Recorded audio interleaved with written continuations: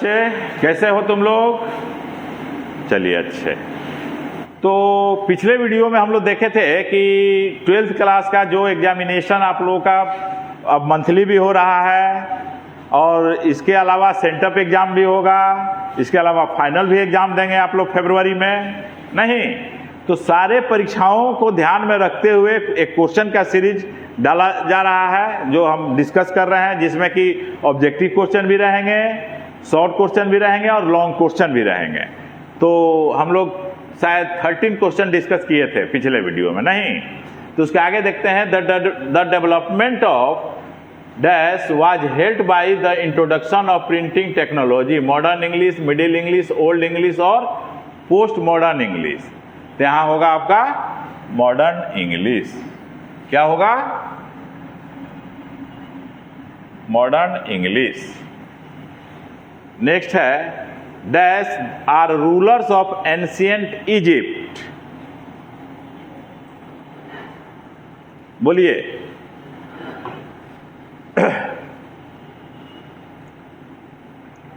Americans, Africans, Iranians, pharaohs. Next है we believe in, यहां देखिए स्पेलिंग गलत है, BLIE, प्रिंटिंग में गलत हो गया है। We believe in immortality of dash, option है सोल, SOLE, SOUL, यूनियन और वेव। इमोर्टेलिटी ऑफ सोल, आत्मा, यानी कि बी होगा यहाँ पर सही वर्ड। सही वर्ड क्या होगा? सोल मीन्स क्या होता है? आत्मा। इस सोल का मतलब क्या होता है? बोलिए। अकेला। यूनियन मतलब जानते हैं, वेव मतलब वेव करना। Next civilization points out to human beings.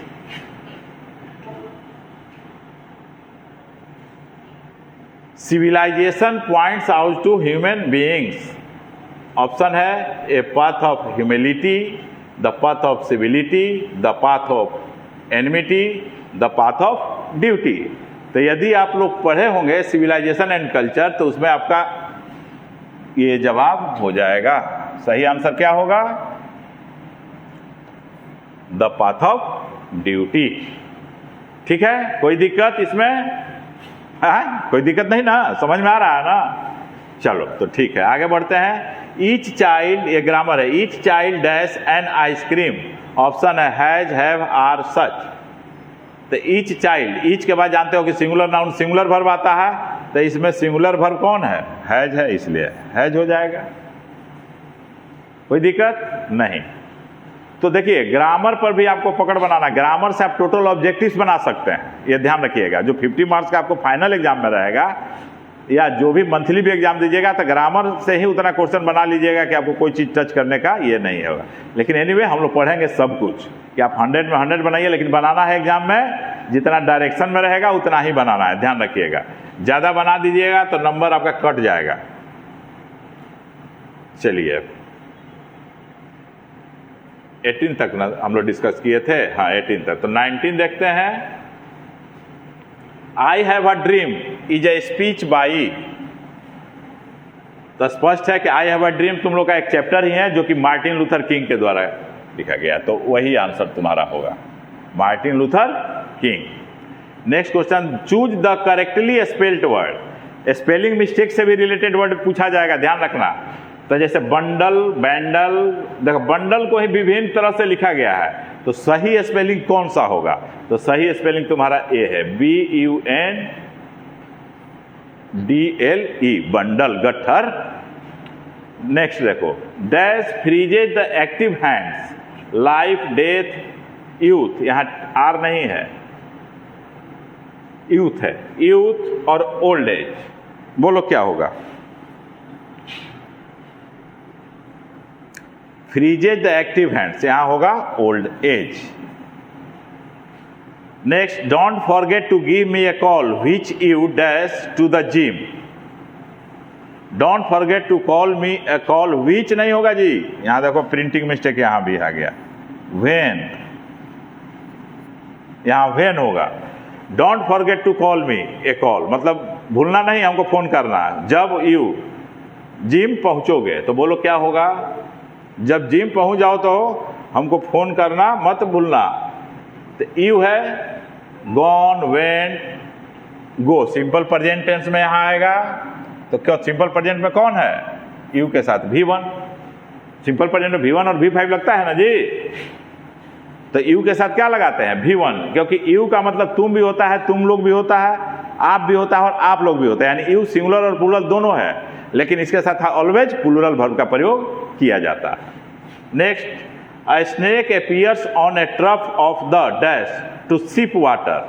Teacher, lawyer, poet. तो ये स्नेक से नाम से ही तुम्हारा स्पष्ट हो गया कि किसका लिखा हुआ है? The snake. चैप्टर का नाम है तुम्हारा क्या? The snake. जो D.H. लॉरेंस का लिखा हुआ है, तो इस यहां पर पोएट ही आंसर होगा। ठीक है। Why dash you come to school yesterday. अब यहां देखो ग्रामर आ गया। तो एस्टरडे जब लग जाता है किसी भी वाक्य में तो सिंपल पास्ट टेंस का प्रयोग होता है। जानते हो? नहीं जानते हो तो जानो। एस्टरडे है, इसके अलावा क्या है? Last night, last year, last month, last week, ये सब कुछ ऐसे शब्द होते हैं कि जब ये एडवर्ब हैं, तो जब ये वाक्य में आ जाते हैं तो उसका टेंस सिंपल पास्ट में होता है। तो सिंपल पास्ट में हम देख लो कौन है। तो why didn't you come to school yesterday, तुम कल स्कूल क्यों नहीं आए, यानी आंसर हो जाएगा बी। नेक्स्ट क्वेश्चन,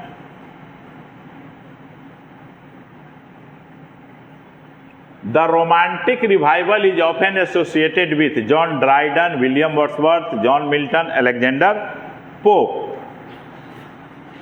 तो क्या होगा? William Wordsworth. रोमांटिक रिवाइवल किसके द्वारा हुआ था? तो विलियम वर्ड्सवर्थ के द्वारा।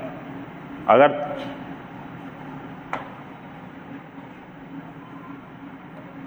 विलियम वर्ड्सवर्थ, अगर विलियम वर्ड्सवर्थ पढ़े होगे तो तुमको वो स्पष्ट हो जाएगा। खैर एनीवे आगे बढ़ते हैं।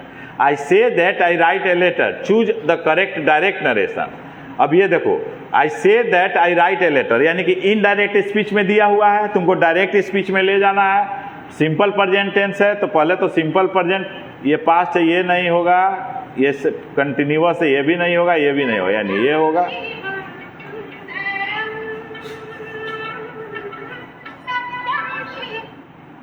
तो यहां क्या होगा?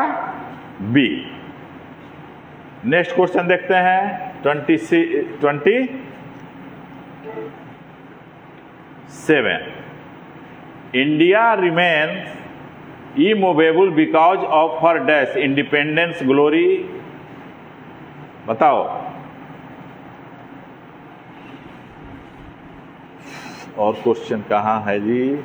इधर। अच्छा, और इतना क्वेश्चन, ठीक है, इसको हम लोग अगले वीडियो में डिस्कस करेंगे, इसके आगे का क्वेश्चन। ठीक है, कोई दिक्कत नहीं, इतना समझ गए? तो ये सब क्वेश्चन इंपॉर्टेंट है।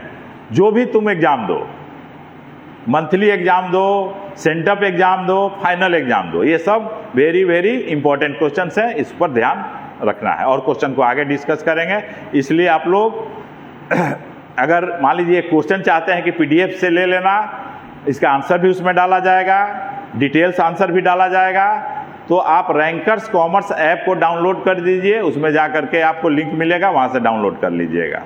इसके अलावा रैंकर्स कॉमर्स और विज्योति एजुकेशनल अड्डा, ये 2 YouTube चैनल हैं, उसको सब्सक्राइब कीजिए, लाइक कीजिए और शेयर कीजिए, जितना से अधिक शेयर कर सकते हैं। कमेंट कीजिए, लाइक कीजिए, तभी मेरा उत्साह बढ़ेगा और वीडियो और डिटेल्स के साथ हम बनाते रहेंगे। Okay, that's all today.